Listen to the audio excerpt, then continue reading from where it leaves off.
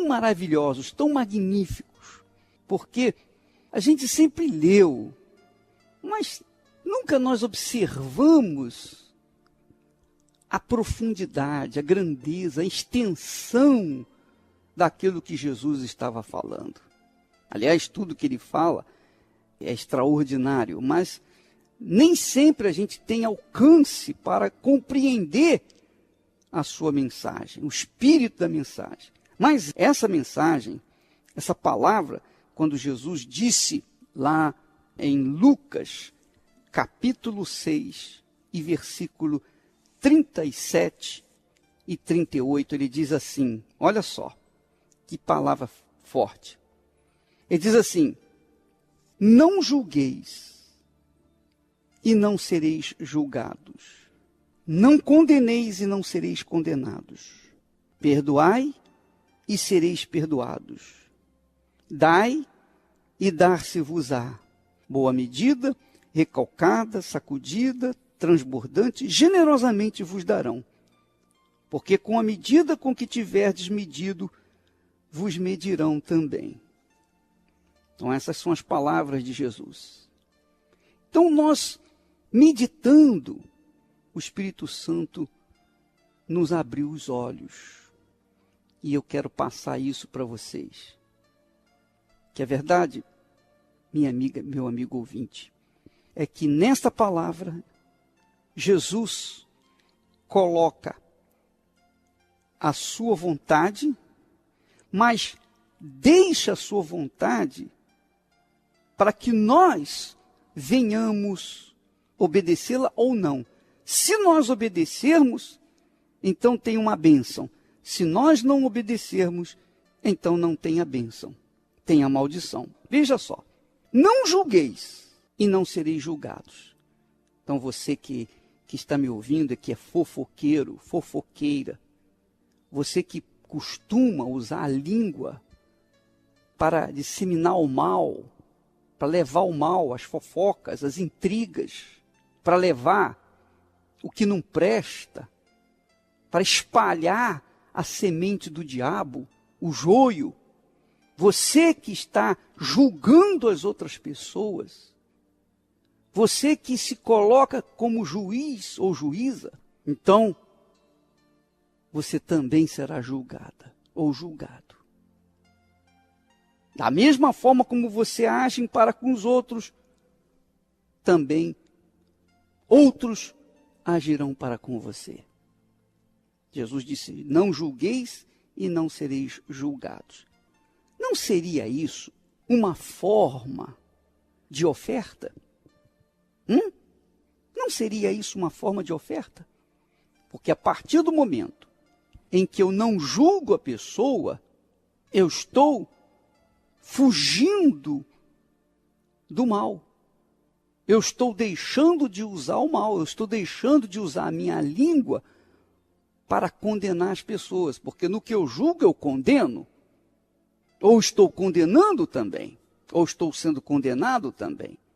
Quer dizer, é uma oferta, é um tipo de oferta. Se eu não julgo, então eu não serei julgado. Se eu não condeno, eu não serei condenado. Mas se eu condenar, então eu estarei sendo merecedor de condenação também, não é verdade? Se eu julgo, eu estou sendo merecedor de julgamento. Mas se eu não julgo, eu não serei julgado. Eu serei merecedor de também não ser julgado. Se eu condeno, eu serei merecedor da condenação. Mas se eu não condeno, eu não serei condenado também. Se eu perdoo, eu serei merecedor de perdão. Também serei perdoado. Mas se eu não perdoo, então eu vou merecer também a condenação. Eu não serei perdoado. Veja que Jesus está falando num sentido espiritual. E é isso, minha amiga, meu amigo ouvinte, que nós temos que avaliar direitinho. Que tipo de fé dispensa a oferta? Porque a partir do momento que eu não julgo, porque eu creio no meu Deus, eu tenho comunhão com Ele, e eu não julgo as demais pessoas, eu estou manifestando a minha fé. Eu estou manifestando uma fé, não é verdade? Quando você deixa de julgar as pessoas, você está deixando de condená-las também. Então você está fazendo a sua oferta, você está sacrificando a sua língua, sacrificando o seu ser de ficar falando. Você estará sacrificando as suas palavras e ficará com a língua trancafiada, a boca fechada. Não é verdade? Então você está fazendo sua oferta. É uma oferta. Então, todo tipo de fé manifesta também uma oferta.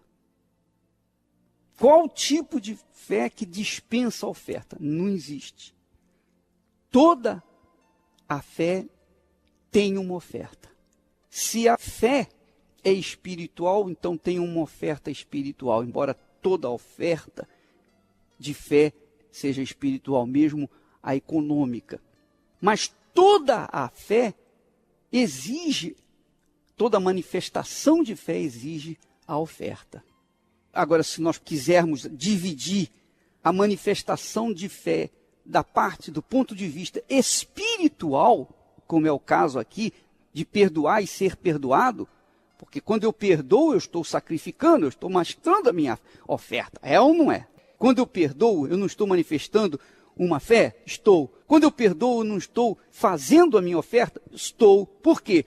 Porque eu deveria não perdoar do ponto de vista humano, não é verdade? Do ponto de vista humano, a pessoa pisou no meu calo, então eu vou pisar no calo dela, como é normal entre os seres humanos. Mas não do ponto de vista da fé daqueles que vivem em comunhão com Deus. Porque quem vive a fé no Senhor Jesus, perdoa. Por que perdoa? Porque recebe um perdão maior que vem de Deus. Então isso é fé. E quando nós perdoamos, nós estamos fazendo a nossa oferta de fé, que é a oferta espiritual.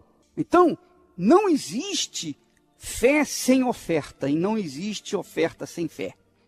Mesmo sendo a fé teórica, ainda assim, a consciência de quem tem a fé teórica cobra atitude, bate, faz doer, por causa de não ser agida, ser exercitada com oferta, não é?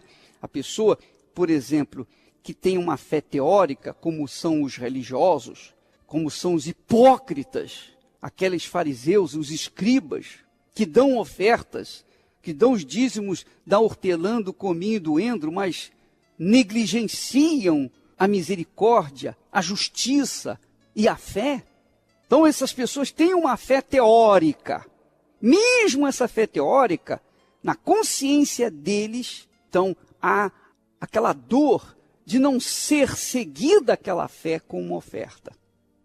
Então, não existe fé sem oferta. Não existe. Assim como não existe oferta sem fé. É claro que os teólogos, os incrédulos, teólogos incrédulos, preferem optar por uma fé mais abstrata, mais descompromissada, mais teórica. É a forma mais cômoda de se crer em Deus. Mas quando se trata da fé bíblica, a fé apoiada na palavra de Deus, a fé praticada na palavra de Deus, então não há como separar a fé da oferta. Que tipo de oferta, então, acompanha a fé prática? Que tipo? Porque quando nós perdoamos, nós estamos manifestando uma fé prática e uma oferta prática também, porque estamos dando a outra face, não é verdade? Jesus disse, se alguém lhe ferir numa face, dê a outra face. E a partir do momento que eu perdoo aqueles que me odeiam, que me perseguem, que falam mal de mim, que nem me conhecem, nunca estiveram comigo, mas porque ouviram falar, então me odeiam. E eu perdoo essas pessoas. Eu perdoo, porque eu tenho recebido um perdão maior, como não vou aplicar ou ofertar um perdão menor? Mas que tipo de oferta acompanha a fé prática? Todo e qualquer tipo de oferta acompanha a fé prática. Cada oferta tem a sua própria finalidade. Cada oferta tem a sua própria razão de ser. Ora, nós sabemos hoje que a fé é acompanhada de uma oferta. E dependendo do tipo de fé, como nós já falamos, você perdoa, você está manifestando uma fé e, consequentemente, uma oferta. Mas, no que diz respeito a outras coisas, então outras ofertas têm que ser feitas. Por exemplo, a consciência limpa. Pelo perdão divino, por exemplo, você quer uma consciência limpa pelo perdão de Deus. Então você tem que fazer a sua confissão dos pecados. Não é assim? Então você tem que ofertar a confissão, ó Deus, eu pequei. Eu reconheço que eu pequei, eu reconheço que eu errei, estou aqui, para o Senhor me perdoar, meu Senhor, me perdoa, tem misericórdia. E a partir daí a pessoa se arrepende, a pessoa passa a não fazer mais aquilo que ela fez que estava errado. Então, essa consciência limpa exige uma oferta, que é a confissão de pecados e o arrependimento sincero.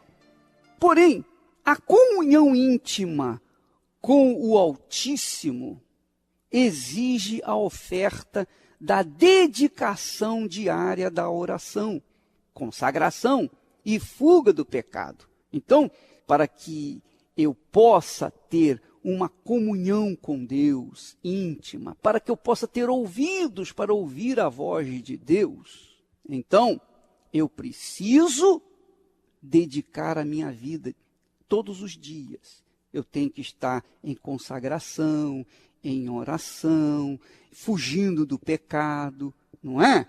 Eu tenho que viver uma vida limpa, eu tenho que viver uma vida restrita, limitada. Eu não posso ter as mesmas regalias que os incrédulos. Os incrédulos vão e fazem o que bem entendem. Os incrédulos entram na internet, veem páginas de pornografia. Os incrédulos, filhos das trevas, se mesclam com o que o diabo oferece nesse mundo. Então nós temos aquelas festas funk, né? Tem aquelas festas, aquelas baladas, enfim, aquelas badalações noturnas. Então nós temos um monte de coisas que não estão de acordo com a fé daqueles que andam com Deus, daqueles que vivem uma vida com Deus. Quem anda com Deus, quem quer ter uma consciência limpa, quem quer viver uma vida em intimidade com Deus, vive uma vida regrada, uma vida de acordo com a palavra de Deus, procura fugir do mal, procura fugir das más companhias, aquelas companhias que são terríveis. Então, a pessoa passa a viver uma vida em comunhão com Deus. Então, veja, a comunhão com Deus, que é uma manifestação da fé, exige a oferta da restrição de uma vida, digamos assim, vulgar.